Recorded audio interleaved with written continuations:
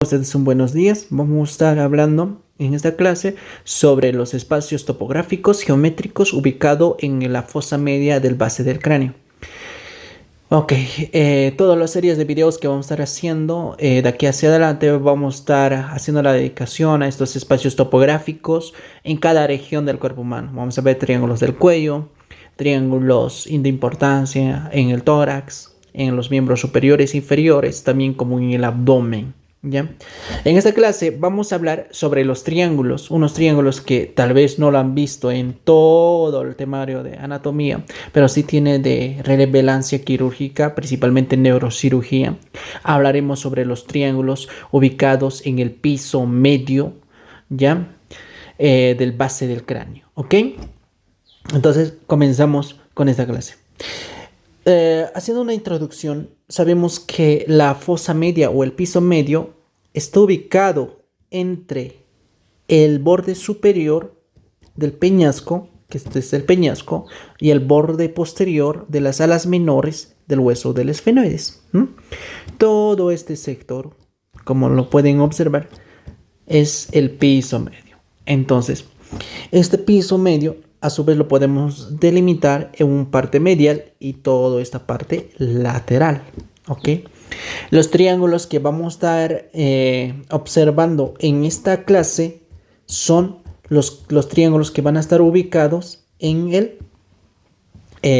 la porción medial del piso medio del base del cráneo. Vale descargar en este sector, ¿ok? Y a este clase lo vamos a dividir en tres porciones, en tres partes. Desde la misma forma que vamos a dividir estos triángulos en tres regiones, ¿ok? Los triángulos que van a estar ubicados cerca del seno cavernoso, los triángulos que van a estar ubicados en la apófisis clinoides posterior y los triángulos que van a estar ubicados en la parte lateral, ¿ya? O en la parte lateral ya del piso medio del base del cráneo, valga la redundancia, ¿no? Entonces, esas son las tres porciones que vamos a dividir estos triángulos, ¿ok? Vamos a iniciar entonces al hablar de los triángulos situados en el seno cavernoso. Vamos acá. Y miren, acá nosotros podemos ver una vista lateral. Los que nos están ubicando, este es un mesencéfalo.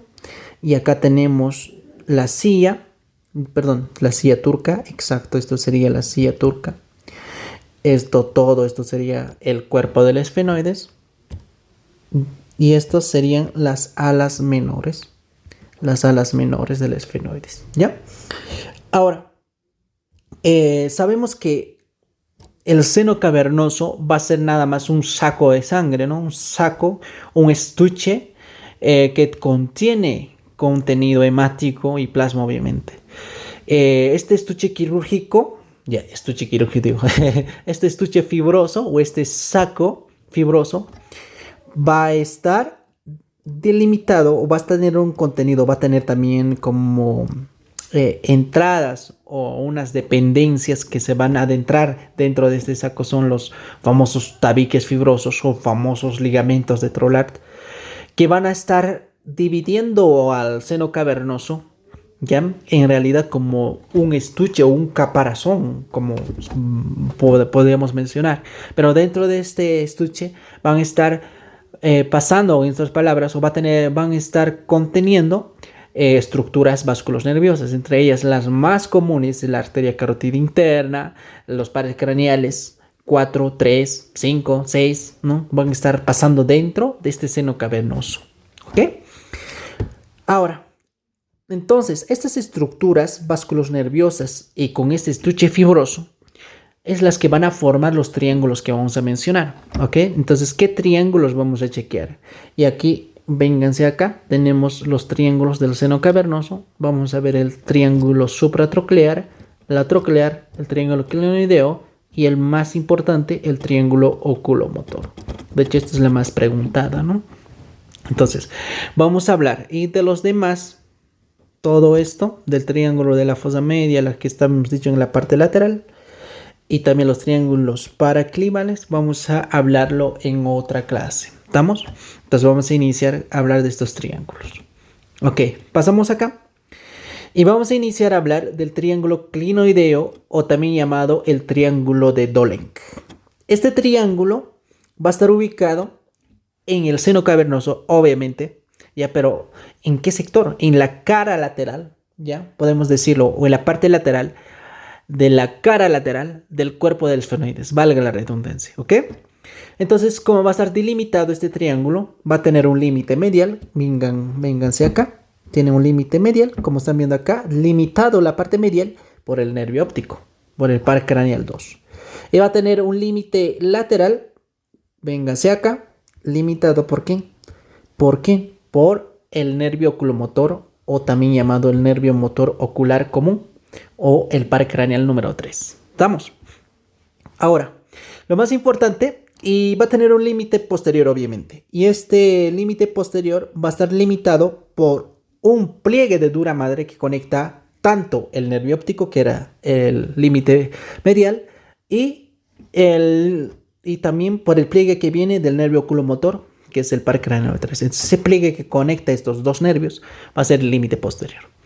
Lo que más preguntan de este triángulo es el contenido. ¿Cuál va a ser el contenido? Y acá podemos observar. Es en arteria que está pasando, ¿ya? Junto con el nervio óptico. ¿Qué arteria es? La arteria oftálmica, ¿no? Va a ser el contenido de este triángulo, ¿ok? Es lo más importante, ¿ya? Este es el contenido más importante. Y otros contenidos podemos observar. Miren, acá tenemos la arteria carótida interna. Y en muchas ocasiones esta arteria carótida interna puede dar un codo, ¿no? Así un codo dentro de ese triángulo está dando una codación y ese se llama el codo anterior, ¿ok? Entonces, parte de este triángulo puede ser también el codo anterior de ¿quién? De la arteria carótida interna. ¿Estamos? Entonces, estos son los dos contenidos más importantes de este triángulo. Pasamos al siguiente triángulo y es el triángulo de mayor importancia, el triángulo oculomotor, ¿ok? Este triángulo va a estar ubicado en la parte posterior del precedente. El otro triángulo hemos comentado que estaba aquí adelante, ¿no? O esta parte anterior. Pero este triángulo va a estar ubicado en la parte posterior. ¿Y cómo va a estar delimitado? Y aquí viene otro tip, otro perla que deben acordarse, pues algo importante acá. El triángulo oculomotor es aquel triángulo que está delimitado con solo cordones fibrosos o pliegues fibrosos. Este es un dato que ustedes deben acordarse. Si les pregunta qué triángulo solo está formado por límites de cordones fibrosos, es el triángulo oculomotor. ¿Y eso por qué? Vamos a verlo acá. Entonces va a tener el triángulo oculomotor ya un límite medial. Me disculpan. Ya. Va a tener un límite medial, como se puede observar acá, un límite lateral y un límite posterior. El límite medial es la que estamos viendo acá. Vamos a hacer un poquito de zoom y miren acá, el pliegue interclinoideo. ¿Por qué se llama pliegue interclinoideo? Porque va de la apoclinoides anterior, se va a la apófisis clinoides posterior. ¿Ok? Ese se llama el pliegue interclinoideo. Ahora, el otro tipo de límites que vamos a mencionar es un límite lateral que pueden observar acá, que es el famoso pliegue petroclinoideo. Ya el nombre nos indica de dónde a dónde va este pliegue o este cordón fibroso. Va a ir del apex del petroso del hueso temporal. Se va a ir a dónde? Se va a ir a la apófisis clinoides anterior. Y finalmente tenemos pliegue petroclinoideo posterior. Esto ya también tiene su nombre, ¿no? De dónde va a ir, de la apófisis clinoides posterior, se va a ir al apex del petroso del hueso temporal. ¿Ok? El contenido, lo más importante, es el nervio oculomotor. ¿Ok? Va a contener al par craneal 3. Y acá podemos tener dos contenidos menos importante, pero si quieren se lo memorizan. Uno es la codación. Nuevamente tenemos nuestra arteria carótida interna aquí abajo.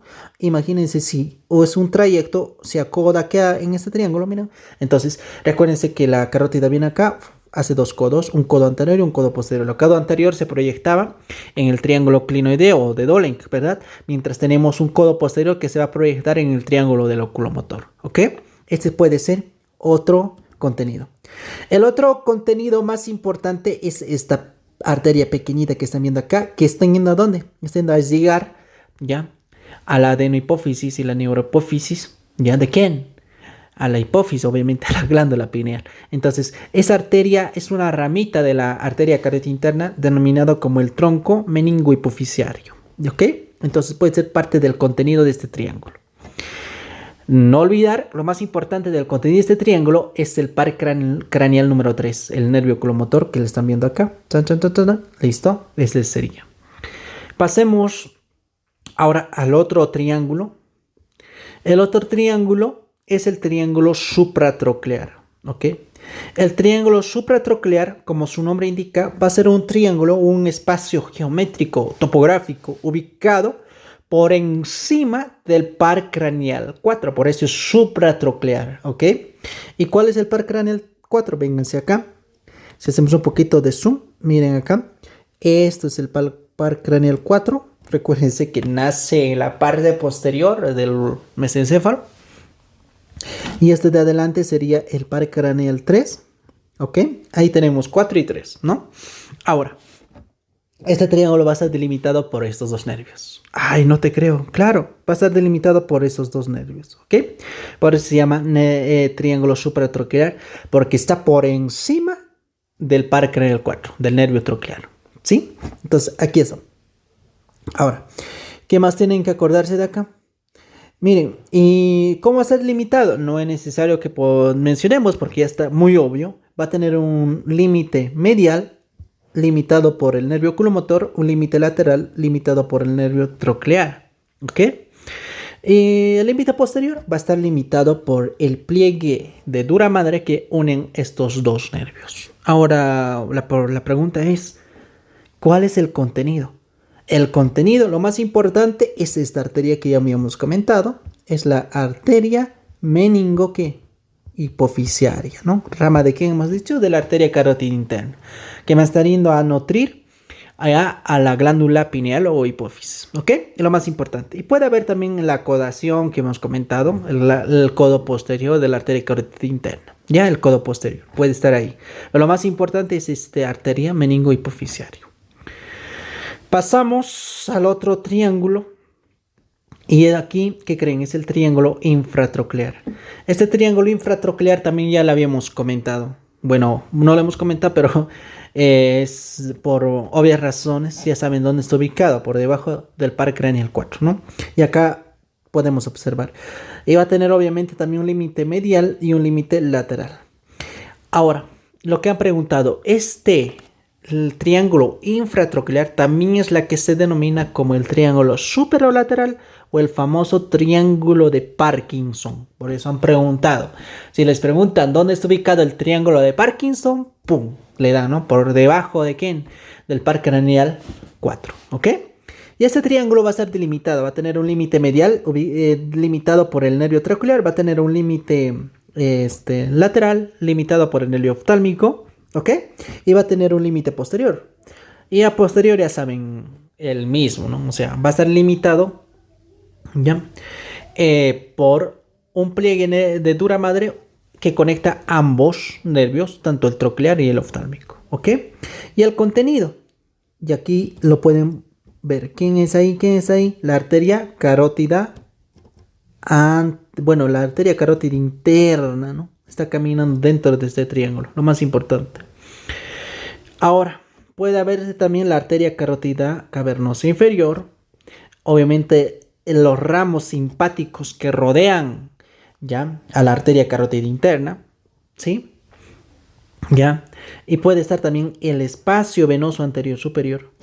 Y a veces el par craneal 6. De aquí, la que se debe acordar es el par craneal 6, el codo anterior de la carótida interna. Y algunos libros mencionan este tronco meningohipoficiario que hemos comentado que está aquí arriba. A veces puede pasar, algunas variedades puede pasar por este triángulo, ¿ok? Pero no en las mayores frecuencias, ¿no? En las menores. ¿Ok? Entonces, el más contenido principal de este triángulo ubicado entre el nervio troclear y el nervio oftálmico es el par craneal 6 y el codo posterior de la arteria carótida interna. ¿Ya? Es el famoso triángulo de Parkinson. Tomar en cuenta. Muy bien. Hemos concluido entonces con esta clase así de corta. Ya, conociendo estos triángulos de su muy importante topográfico, desde un punto de vista quirúrgico que tiene una importancia saber localizar triángulos y saber qué estructura está pasando dentro de ella para no producir ninguna lesión, ¿no? Dentro de ellas. ¿Ok? Entonces, nos vemos con los otros triángulos en otra clase. Muy bien, gracias por ver el video y hasta otra oportunidad.